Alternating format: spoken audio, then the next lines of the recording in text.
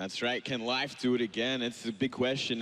No one would have picked it all year long until this point, and he's starting to perform once again, starting to ramp up. So I'm so excited to see how this is going to turn out.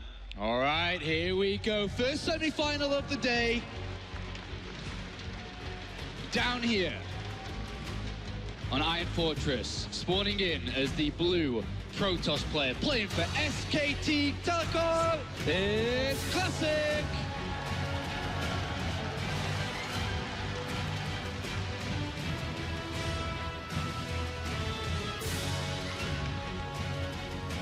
And his opponent, the rival team, as the red Zerg player playing for KT Rolster, is the reigning world champion. It's live!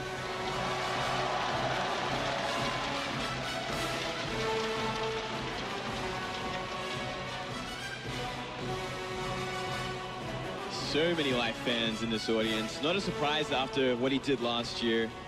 And this is going to be an interesting match to start things off. Obviously, this was Life's map pick, and it definitely is not favorable for Protoss. It is such an open map.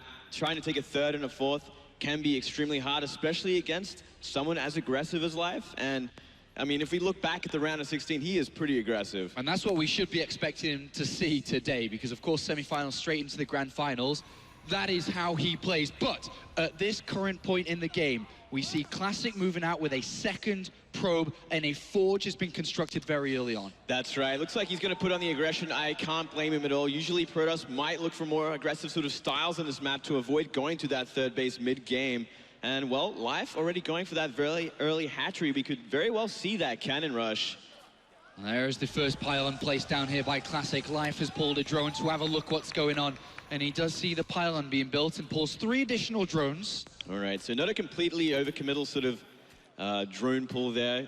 Gonna pull one more as well, so 5 drones to try and block where they might go down, and just to make sure he has enough to try and cancel some cannons if they are planted. Is this going to take place here today? The probe looking around the back side of the mineral line. Oh, he's thinking about it, but I think he's kind of let the pylon get too low at this point, and he's gonna put down that Nexus instead. All right, so the cannon rush has been stopped here by drones, by the Life's drones, and the pylon is going to go down. But you know what? Despite the fact that he didn't actually get anything done with his pylon, he wasn't mining with 5 drones for that long, so it certainly is worth it regardless. All right, so we're going to go into the next part here. Classic naturally now pushed into this 2-base setup, where he's going to have to take a bit of time, and he's got some thinking time at this point to decide on what his plan is going into the mid-game. What tech choice will he do? Are we going to be seeing the very normal gateway third expansion type of play, or if he's going to be looking to change it up in some other areas? It is a really interesting sort of situation, one that we don't normally see Classic in, because certainly he does not favor this kind of map at all. I kind of am leaning towards him probably going for some sort of 2-base style, especially against someone like Life, and I just don't see him really trying to make a macro game out of this. All right, well, the Cybernetics core has gone down within this wall, and Life has a couple of Zerglings to have a look at what's going on exactly while placing his third hatchery down. And he's got full vision here on this wall for the time being. Zealot is on its way, which will look to push these set of Zerglings back. That's right, and I mean, he's got that view of that Cybernetics core, so he knows exactly when the next tech will be going down, when he needs to send in an Overlord if he needs to, if he wants to. And he's also got view of that forge, so he knows if that +1 is going to be researched any time soon for perhaps a gateway sort of all-in. All right, so Zealot's here just to push back the Zerglings to allow Classic a bit of room to decide on what he's going to go to next.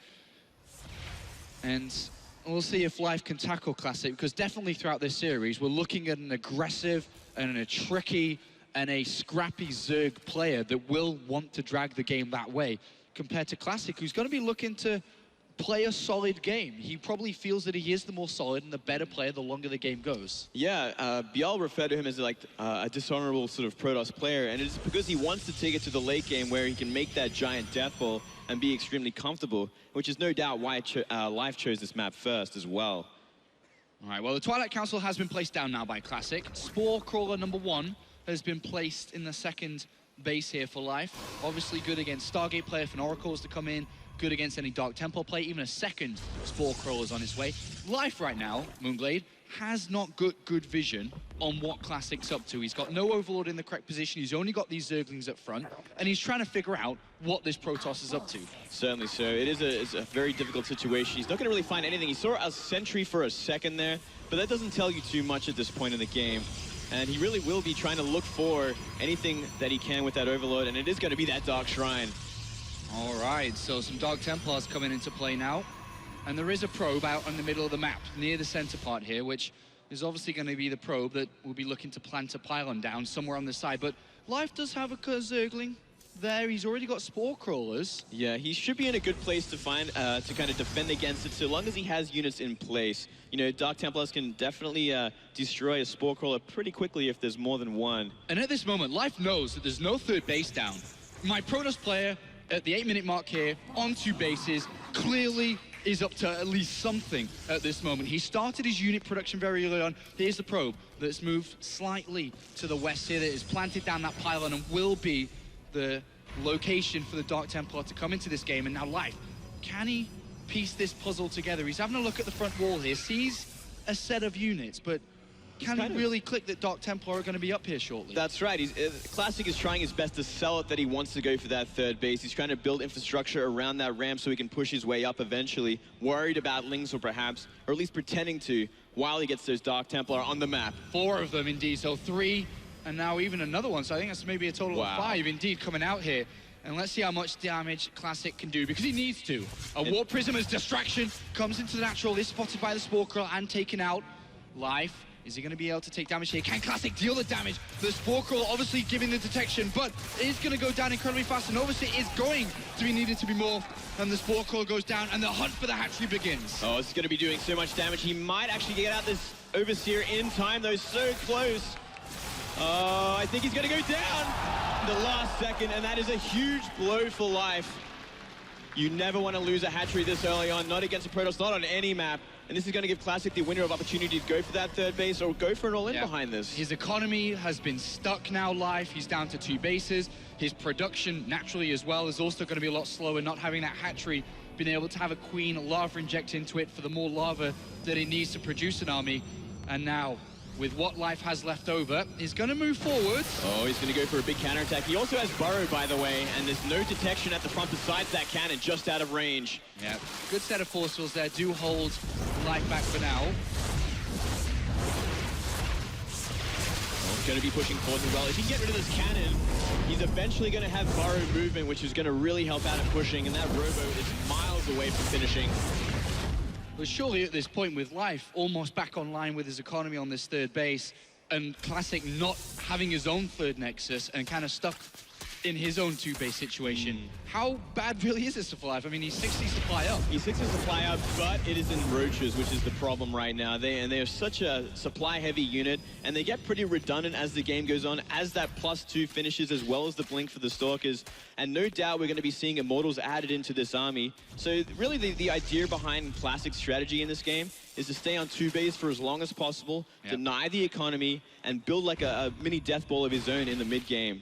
Well, it looks like Classic's going to have to wait for observers to come into play. The first one's almost out, but likewise his blink and +2. So Classic going to have quite a bit of the army. He's moved positions over upon realizing there's more than likely going to be a borrowed unit on the other third base location. Hydralisks are into play, and they're starting to rise in numbers. That's right. It looks like Life will be going for a follow-up sort of attack here. He does have that Burrow movement as well, so he could be looking for a good engagement. But with these Hydras, it really gives him another chance to fight this kind of army once they have +2 and blink. Classic sees this with Hallucinated Phoenix. Where's Life going to be going? He's running away. Takes a little bit of damage from these Stalkers who leap towards the Roach army, but Life is essentially buying a lot of time. 10 Hydralisks about to pop. He's already got quite a few out at this point. His Hydralisk range is completed.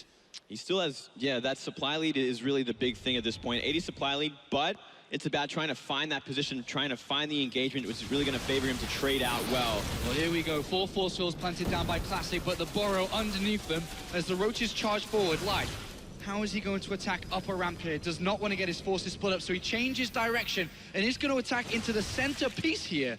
And if he pulls up a big fight and a good fight and a successful one, he could be able to take map number 1, but a good time warp on the left-hand side from the Mothership Core slows this army down. He turns around and is getting very close to this Stalker army. That's right, a great trade here, and there's not really any sentries left to do more force field, so it's going to be a huge trade-off with the Stalkers, Blinks, and the Hydra Roach. And a lot of Stalkers jumping left and right, trying to maximize their value here as Life jumps back to his main base to keep the unit production up. And is Classic starting to be broken? The Hydra's doing a lot of damage. More Stalkers are going to be needed to be warped in. There's such a huge amount on the left side, but more and more Lynx coming in to kind of buffer for these Hydras. They cannot trade without them. And this is looking like it's a very successful fight here for Life. And he breaks down the initial forces, and a handful of leftover units from Classic, a few on the right, a few on the left, blink away in retreat. And Life has broken this position. He's unlocked this third base to be able to be destroyed. But he's going for an outright kill. He continues his attack towards the second. If he can push forward and get down the Cybercore, he's going to be in such a great place. If he cannot make any more Stalkers, he's in a hopeless position right now. Cybernet is for key target here for Life, who charges forward. Aggression is what we know Life for, and he is showing Classic that in game number one. Look what he's doing. He's trying to focus down these overseers as well, so he can maybe warp in some Dark Templar, but Life being very careful, babysitting them as well. Oh, he tempts him. He's going to get both the overseers, and it looks like a Dark Templar has been let loose and will deal damage here, and this should be enough for Classic to hold on. But the third Nexus is being targeted down, and Classic is going to call it GG. Live takes map number one here against Classic in this best-of-5. Really beautiful play from Life. Despite losing that third hatchery early on to the Dark Templar, he's counterattacked, did all it needed to do, straight out, buy enough time, rebuild his economy, and from there he just made the right choices in terms of aggression.